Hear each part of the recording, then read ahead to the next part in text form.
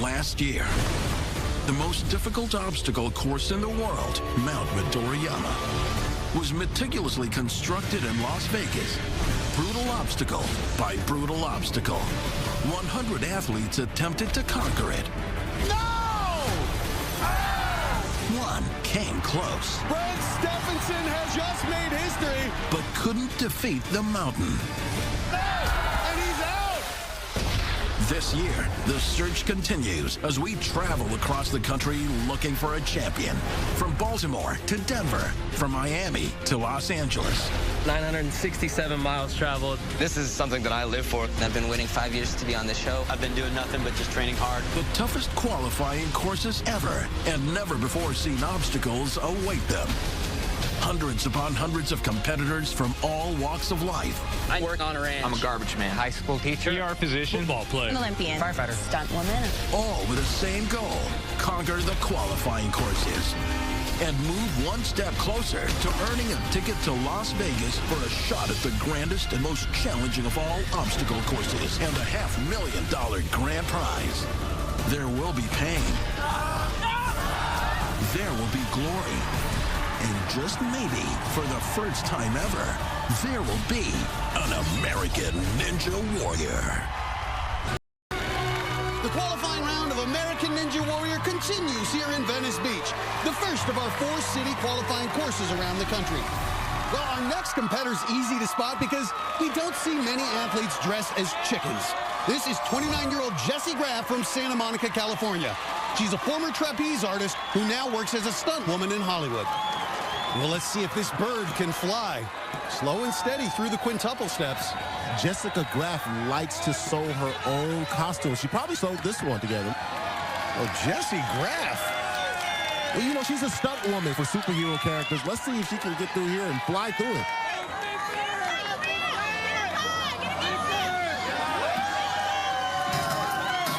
She was an NCAA pole vaulter at Nebraska. Can you tell me how to get through Domino Hill? Yes, you can, Jessie Graff. She may look like Big Bird, but she's flying through this course. You know, the feathers really help her in this situation. Absolutely. Helps to guide her through there, keeps her body straight.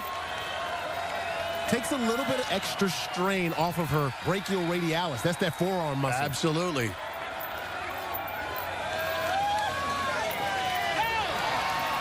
Used to perform circus, used to perform on the trapeze, and looking very confident on the floating chains.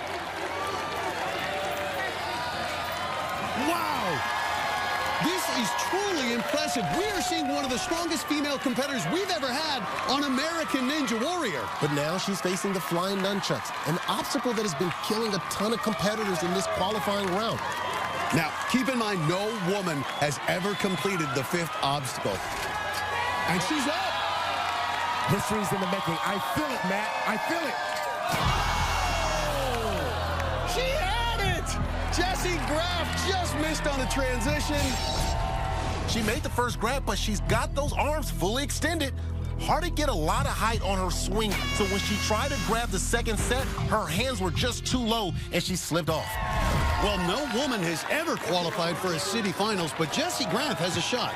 She went as far as most of the men have on this qualifying course, and if we don't get 30 finishers, we'll round out the field with whoever went the furthest, the fastest. Right now, she'll just have to wait and hope her performance was enough for her to make the cut. And let's go to our woman, Jenn Brown, who's standing by with Jessie right now. Looking good in the dress, Jessie. A rookie, rocking the costume. I like you. Almost made it through the flying nunchucks. How'd you feel about that run? It was fun. It was easier than I thought. It's all just technical. You got to hold on tight. Easier than you thought. I like hearing that from a female in the competition. Well, you might make it to the Venice finals. You got to wait and see. So fingers crossed there. Good luck to you. Thank you. Guys, back up to you. Thanks, Jen. And what an amazing run by Jessie Graff. If she ends up making the top 30, she will make history as the first woman ever to qualify for a city finals. The next competitor ready to saddle up is wearing a black hat, but he's definitely one of the good guys. A returning veteran, it's 26-year-old Lance Pekas, a rancher from Salmon, Idaho. Sam Salmon, Idaho it's an amazing town. Everyone knows your name and asks you how you're doing, and people definitely know me as the Ninja Warrior there in Salmon. He and his wife work her parents' ranch outside of Salmon. It is a different way of life. Working on a ranch it's a lot of hard work. I would say I'm cowboy tough. I work with my hands every day, and I think that gives an advantage to someone like me on the course. When he's not working on the ranch, he's busy training somewhere on it. He built obstacles in his father-in-law's calving shed for last season's competition. One more attempt left at the warp wall for Lance Pekus. When he failed on the warped wall, he built a new one, a foot higher. The incentive this year goes beyond the warped wall, though. Lance and his wife have big changes in store. Saved up some money, bought 7 acres. We're planning on building a house later this summer. And me and my wife are going to be expecting our first child. Winning $500,000, we'd be able to build the house of our dream and be able to support our child however we needed to. So Lance has a lot of reasons to want to get through to the next round, and there's his wife Heather with family and friends to watch her cowboy run the course. And Lance galloping through the quintuple steps. Last year he couldn't make it up the warped wall in qualifying. Says this past year he's been training and working on conditioning specifically for American Ninja Warrior. He's going to need every advantage he can get, Matt. This course will test you in every way imaginable. Well, he's through the frame slider without any trouble. Now on to Domino Hill. Wow, didn't miss a step on that one. Yeah, he's got good rhythm going, Matt. Hopefully he can carry it through the last 3 obstacles. And Lance not wasting any time, simply flying through this course, making it look easy. That's how you conquer the floating chain. A high grip and a good Tarzan swing all the way through. And here's his next big test. Perfect mount on the flying nunchucks. Yeah, watch the transfer. And he's done it, but last year, the warp wall was his nemesis, couldn't get up it. Says he's trained real hard for just this moment right here. Yeah, this is that country grammar kicking in right here, up the warped wall. Stutter steps. Looks like he might be psyching himself out right now. Yeah, he's just got to go for it. He's got it. Lance Pekus with a one-handed grab to pull himself up. The cowboy from Idaho, he's beaten this qualifying course. He guarantees himself a spot in the Venice City Finals. Now a hug from his wife, both of them much relieved after he finally scaled the warped wall. You did awesome. We're so proud of you. And with a baby on the way, $500,000 could go a long way toward their family's future. And Lance is moving one step closer to that prize, moving on to the Venice City Finals. And he joins the list of finishers who've guaranteed themselves a spot. So far, that number is 9. Jesse LaFleur tops the list with the fastest time. Lance Pekus jumps into the number 3 spot. And Justin Walker, who ran earlier tonight, is in 7th. Still to come, Noah Kaufman, the ER doctor who lent a helping hand to a fellow Ninja Warrior, now gets his chance on the course.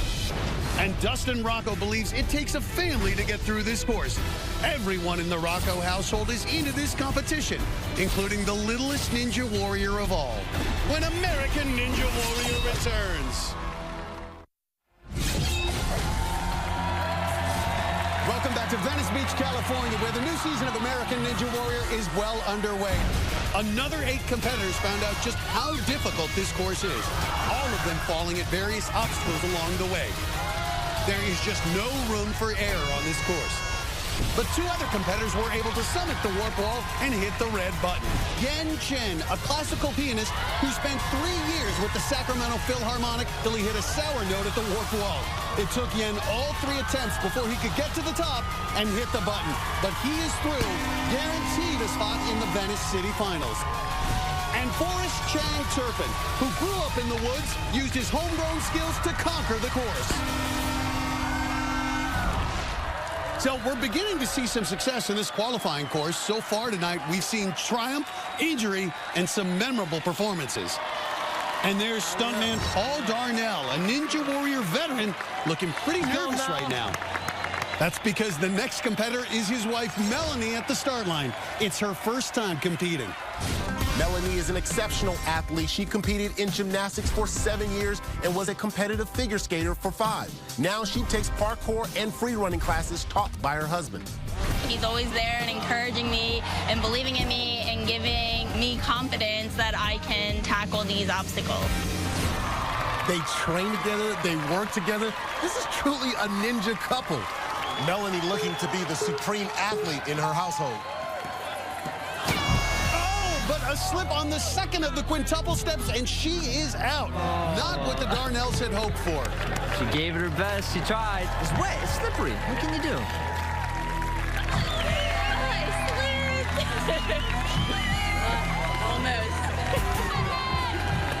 Well, while Melanie gets a towel, Paul is now the one at the start line. His life has changed dramatically since we saw him last year at Mount Midoriyama. Last season, Paul made it to stage 2 in Las Vegas, where his grip gave out on the unstable bridge, and he hit the water. 2 weeks later, Paul and Melanie took a whole different kind of plunge. Since last year, I got married. And now we get to even experience things together, like Ninja Warrior. It was truly a ninja wedding, complete with aerial acrobatics and a parkour routine. To prepare for this season of American Ninja Warrior, Paul and his wife trained together. It wasn't just about fitness, it was also learning more about each other. It really helps us bring us closer and have a better understanding of what each person does. So to have her step into my world is a great thing to have, to experience with her. It's so much fun, and we just love experiencing things together, and so this is a challenge. And there is a happily married Paul Darnell ready to start his run. Wife Melanie watching, she's still soaked from her fall. Let's see how the American Ninja veteran deals with these new obstacles. So far, so good. Very quick through the quintuple steps. This guy's an incredible athlete and a great stuntman. He's actually the stuntman in the new Man of Steel movie. You know, it's very important, too, especially at this time of night, to make sure that the body, that you've been properly warmed up. And it looks like he's been warmed up. Oh! A good save there, down on his knees. Looks like he's saying his nighttime prayers, but he's got to be saying thank you. Getting his feet settled, Paul Darnell, 6 feet 1 inches, one of our taller competitors out here.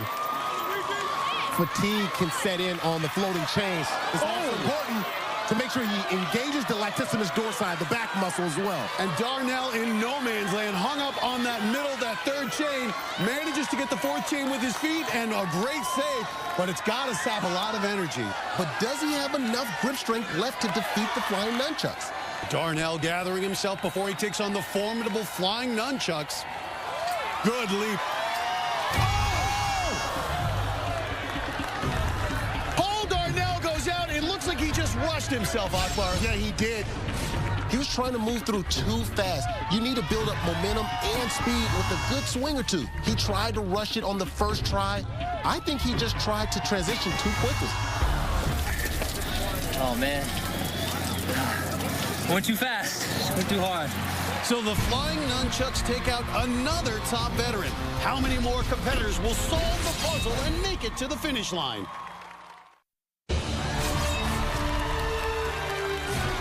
Well, our next competitor has a unique athletic background. This is 32-year-old Aaron Cook. Right now, he's a sales trainer from Kirkland, Washington. But before that, he was a ballet dancer. Training to be a professional ballet dancer was pretty intense. He trained for 12 years, then danced professionally for 2 with the Montgomery Ballet Company. Yes, men in tights are definitely tough guys. It's really prepared me mentally for this challenge. But he wasn't mentally ready for what hit him last year. My son is 3 years old, and he was diagnosed with autism. We had a bit of a struggle with that, but once we got through almost like a grieving period with it, then we could start looking towards treatments for him. Aaron says one of the best treatments so far has been training for American Ninja Warrior. When I started training, I would take him with me, and he loved it, and we would talk about how we were going to go do ninja exercises. Okay, ready? We work out at home together. He loves to help me by sitting on my back while I'm working out. He has a great time with it and just loves being in the moment and having that time together. To have my son here and to have him watch me run, even though he may not really understand what's happening right now, be able to tell him one day that this is what I did and you were the inspiration for it is an immense source of pride and love in my life. And there's his son and training partner Alex, along with his wife Courtney, ready to make this a Ninja Warrior family affair here in Venice Beach. My dad's a Ninja Warrior.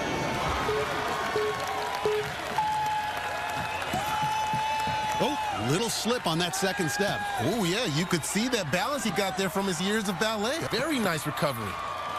And on to the frame slider. And this is where he needs to use both his lower and upper body to wedge tightly into that frame.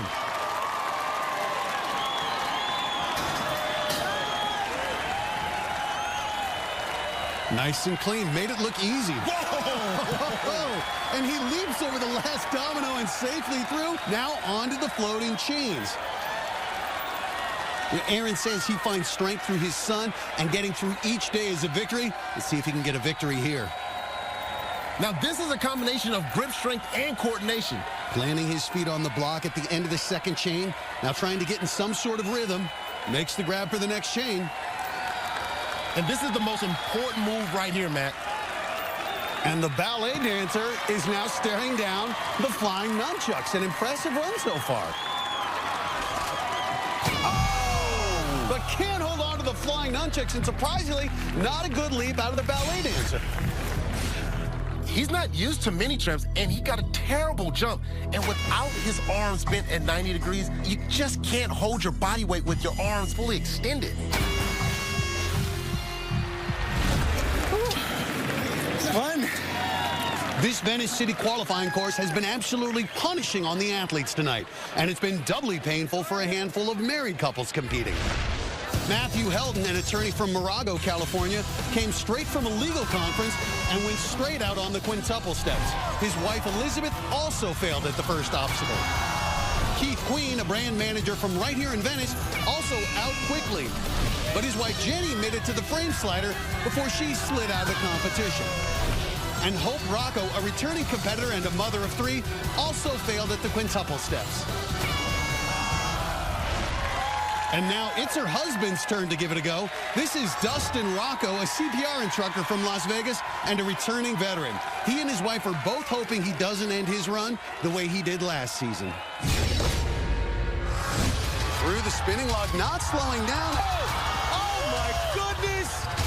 The last time we saw Dustin compete, the paramedics rushed to his aid after he ruptured his eardrum in the Venice finals. Dustin Rocco in obvious pain right now. His wife, Hope, was right there as well, because when it comes to Ninja Warrior, this is definitely a family affair. We play together, we train together, we live together, and we speak life into each other. We build fun things in our house. It just kind of makes the whole household wanting to be healthy and wanting to be physically active. Go, go, go, go, go. Big reach up. Yeah! We are raising a generation that will love to fly high. The Rocco's Ninja Warrior team has a new member. She arrived on Christmas Day. Not quite ready to train just yet, but already enthusiastic about mom and dad's shared passion. And now, a special word from the smallest ninja in training. So the next generation of ninjas already in the making. That's going to be a tough crowd to beat. Right now, it's up to Dad to see the family through to Mount Midoriyama this year, if he can get through the flying nunchucks. You can see there's his wife, Hope. You can't fault her if she's nervous. The last time she watched her husband compete, it did not end well. Yeah, Matt, but he's back and ready to face these brand new obstacles. This is the type of guy that won't quit. Last year, ruptured his eardrum, has to be in the back of his mind. When you suffer a tough injury like that, difficult to come back to the site of the injury. Yeah, it is, but now you got to get over that psychological barrier, and you got to just push through as he's doing now. Real nimble on Domino Hill. You can see Hope cheering him on there on the sidelines. Now, nimble on the floating chains. Rehabbing after a serious injury is never easy, Matt. I've had to deal with that during my professional career, and I tell you, Dustin Rocco has his head in the right place. He's focusing on conquering this qualifying course. He's not letting the fear of re-injury slow him down. And he's got his feet on that fourth chain. 5'10", 165 pounds. His indoor rock climbing training should help him keep his stamina up on the floating chains. You know, I'm sure it's a boost for Dustin to have his wife there. But right now, he's struggling on those chains. And he finds a way through those floating chains, but that definitely took a toll on him. Look at Dustin. His hands must be aching. Does not look good as he faces the flying nunchucks. No, it doesn't. You can see that he's exhausted, but this is an opportunity for him to just step back, survey what's going on, and then take the appropriate jump. And here's the leap.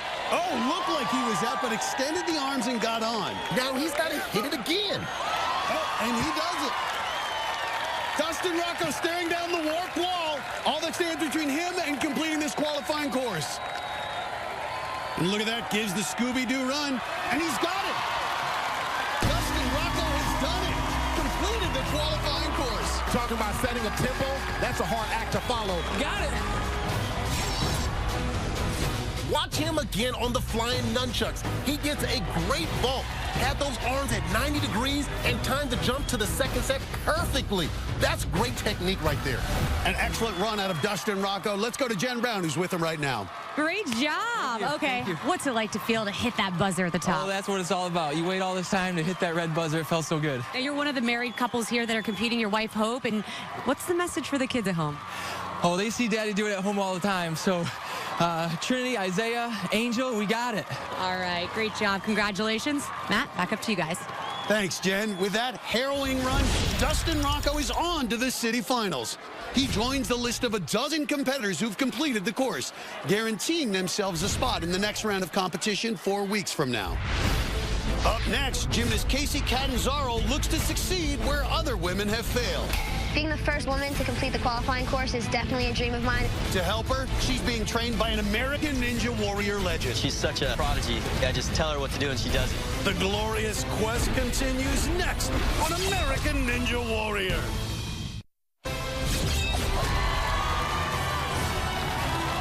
Welcome back to Venice Beach, California, where an all-new season of American Ninja Warrior is well underway here on the boardwalk. Another 8 athletes trying to get to the finish line all fell out along the way. Except for first-timer Andrew Douglas. He looked like a veteran as he cruised through the course to the finish line and earned a spot in the Venice City Finals. And the next man to give it a shot is Noah Kaufman, the 38-year-old emergency room physician from South Lake Tahoe, Nevada. He's already shown off his medical skills. Earlier tonight, he helped fellow competitor Alan Keneally by popping his dislocated shoulder back into place. Yeah, that feels better, right? Thank you, sir. He's a man with skills in the ER as well as on the mountain.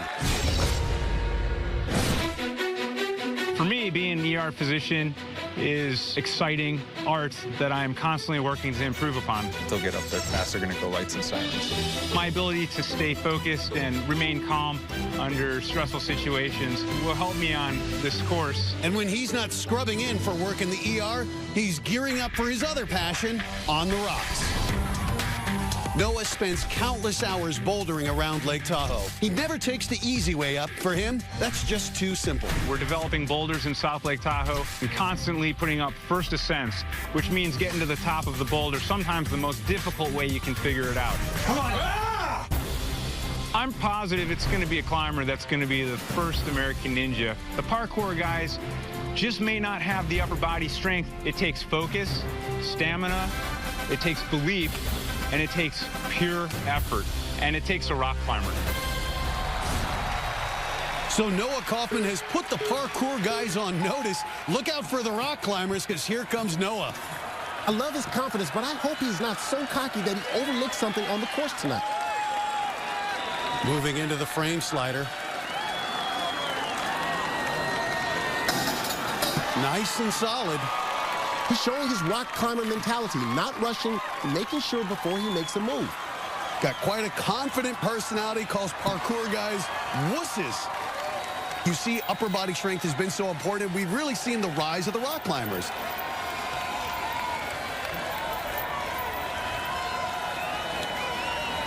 Look at this technique. Nice and high on the chains. Hand over hand. You know, this guy knows exactly how to defeat this obstacle. Sails through the floating chains.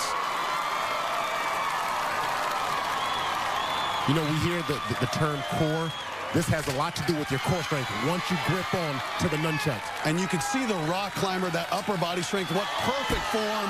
And he is through the flying nunchucks, and listen to him celebrate. He's just ecstatic to have made it through the flying nunchucks.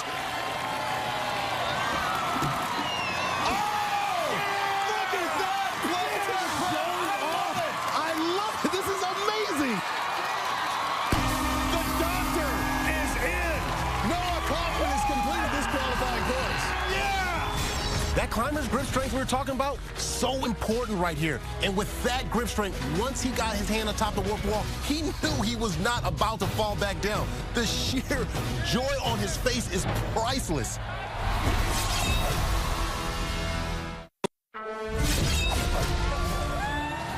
So we'll see Dr. Noah Kaufman again in the Venice City Finals. And Jessie Graff applauding Noah's efforts, wondering if she'll join him in the top 30 who advance. She's currently in 28th place with 5 competitors left. So she could make history as the first woman to qualify for the City Finals. But right now on the starting line, another talented female competitor, it's Casey Catanzaro. She's the girlfriend of top returner Brent Stephenson. She's 23 years old, and she has some impressive athletic credentials. She believes she can make history tonight. I want to do American Ninja Warrior because I've always watched it since I was little with my dad, and when you walk up to the obstacle and you get really nervous and excited, I love that feeling. Casey Catanzaro has known athletic success before. She's been a competitive gymnast all her life, the last 4 years as a Division I college athlete. Those skills definitely help, and training with Brent Stephenson is a huge bonus. It's all about perpendicular pressure. It's amazing training with Brent because he is so disciplined, he's so focused, and I love that because I'm definitely the same way. She's such a prodigy. Basically, I just tell her what to do and she does it. They're not just training partners. These two athletes are a couple. Their common love of obstacle courses has blossomed into much more. They live together, work together, and train together. This is a ninja romance. We actually met through Ninja Warrior. Just, it's weird because I'm so used to watching him on TV, and I've always been such a big fan, and being able to be with him has been really amazing. This is more than just a story about young romance. It's also about two remarkable athletes helping each other toward a common goal. And just like Brent, Casey Catanzaro has the skills to leave her own mark on American Ninja Warrior. Being the first woman to complete the qualifying course is definitely a dream of mine, and it would just be amazing to be able to make that happen here. And there's Brent nervously pacing on the sidelines, ready to cheer Casey on. And I'm sure he'll be trying to coach her as she makes her way through the course. And of course, all of Team Brent ready to cheer for Casey as well.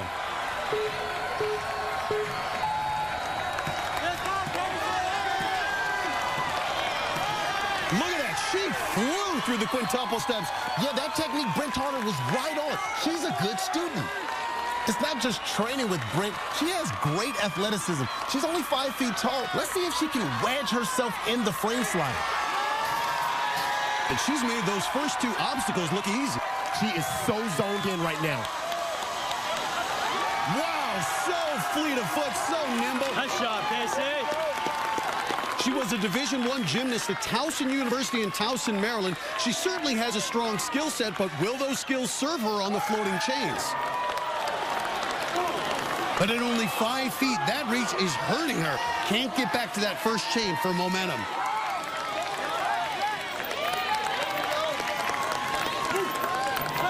And she's hung up. And again, women seem to suffer with their grip strength in this competition. And these chains are going to take it out of her quickly. One of the things that Casey had going for her early was she was using her speed and technique to go through. But take a good look and focus at the eyes. Her eyes are telling me everything about where she is missing right now. And you can hear Brent Stephenson calling out, take your time, don't panic. But right now, she's using up her grip strength, trying to get to the next foothold. Look at that body control. She's maneuvering her body, twisting and contorting. She got to the foothold and then lost it again. Her grip strength can't last much longer. Now, this is incredible. What determination, what control she's showing. And she's going to do it. She's going to get through the floating chain. She's done it. That's incredible. Breathe, Casey. Take your time. Take your time. Shake it out. Getting advice from her boyfriend, Brent Stephenson. Here it is. Casey Catanzaro. Oh! She had it! She had her hands on, just couldn't hold on to the first set of nunchucks. Yeah, her grip strength, she lost it on the floating chains, and she couldn't grab on to the nunchucks. Yeah, baby, that was awesome. Awesome. Nice job. Thanks. Killed it. So badass. If I didn't spend an hour on those chains. I know. That's all right. So close for Casey Catanzaro, but sadly, she will not be making it into the Venice City Finals. When we return, Brent Stephenson, the man who's gone farther than any other American in this competition, begins his quest for glory again. But first, can type 1 diabetic Kyle Cochran overcome his disease on the way to becoming the first ever American Ninja Warrior? Destiny awaits when American Ninja Warrior returns. Welcome back to Venice Beach for the qualifying round of our first city competition this season. More than 100 have run the course so far, but only 16 have made it to the finish line. This course continues to take out some of our top returners, like Mount Midoriyama veteran J.B. Douglas, who failed on the flying nunchucks. But returning competitor Shane Daniels earned his return trip to the city finals with a powerful run for the finish. Shane joins the other finishers guaranteed to move on. Our next competitor is one of the most inspirational athletes we've ever had on American Ninja Warrior. It's 24-year-old Kyle Cochran, a type 1 diabetic who blew us away last season with his performance and his outlook on life. What an outstanding effort by Kyle Cochran. Look at this.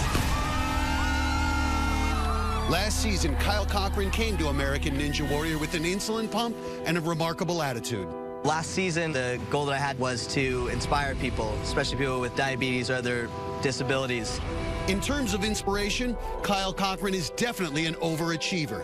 He was diagnosed with type 1 diabetes at age 5. But with a great family and a great attitude, he became a great athlete. He made it to Mount Midoriyama, but failed on stage 1. That's where he learned that success doesn't only come with victory. Well, I realized that it's not succeeding that'll inspire them. It's just showing up and doing what you can and not letting whatever that diversity or obstacle be tell you you can't, but always believing that you can. Kyle now takes that message to groups around the country, bringing his message of hope to so many others. If I had never been on American Ninja Warrior, I would have never gotten to that light and the opportunity to share that message with everyone. I'm so, so grateful to the show for that. He's actually wearing a green bracelet on his wrist to support those with juvenile diabetes. You know, greatness in sports is part physical, but most of it is mental. And Kyle Cochran has such a great attitude. I mean, this guy has the heart of a champion. He truly is an inspiration. Now he's facing new obstacles he's never seen before. Let's see if that mental toughness can carry him through the frame side. And he's made it. But he's done it. Truly incredible last year what he was able to do.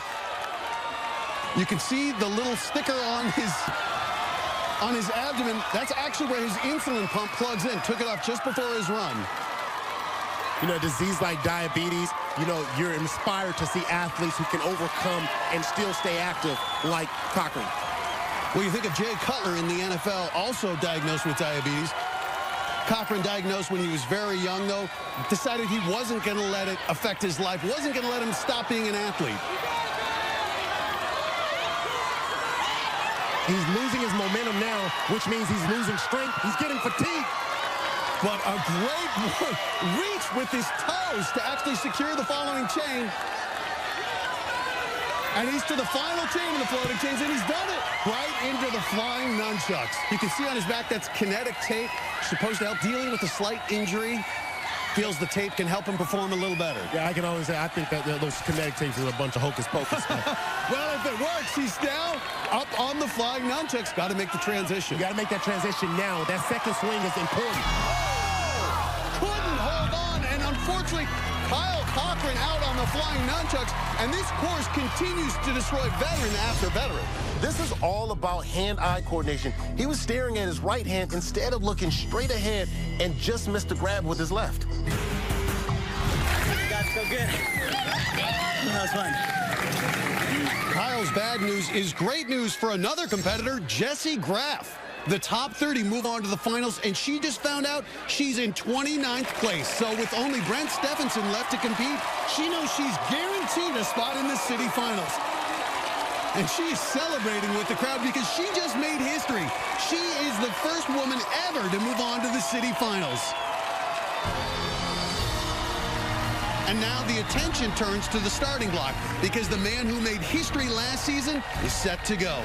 Brent Stephenson will try to take the first step back toward Mount Midoriyama. Can he do it again?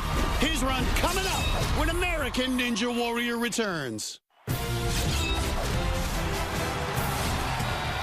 Welcome back to the city qualifying round of American Ninja Warrior here in Venice Beach, California. We are down to our last competitor of the night, and what a way to end it with the man who made history last year at the National Finals in Las Vegas, Brent Stephenson. No American has ever gone farther at Mount Midoriyama. This is Brent's 4th season of competing at American Ninja Warrior, and he's made it to Mount Midoriyama every year so far. And last year, he made history. Matt, it was such a great moment last season when Brent became the first American ever to complete the ultimate cliffhanger. But he still fell short of his goal, and that was to finish all 4 stages of Mount Midoriyama. He's got it! The first American ever to defeat the ultimate cliffhanger. You get this huge rush. You just, made history, and it was awesome. But then, you had to switch back into go mode, because the ultimate goes to the top of the mountain. No! And he's out! From the moment I got wet in Vegas last year, I've been doing nothing but just training hard for this season. The dedication he's shown over the years only intensified after last season. Brent put his aspiring stunt career on hold to focus solely on obstacle course racing. Obstacle coursing has become my life. I'm working with a company that tours the country doing obstacle courses. I get to spend, all day on these obstacles and just train my heart out, and I think it's going to give me the edge. Brent knows the long road to total victory starts tonight here in Venice. It is a path that he truly believes will lead to glory at Mount Midoriyama. More and more every season, this becomes a bigger part of my life, and definitely I've been waiting for my shot again.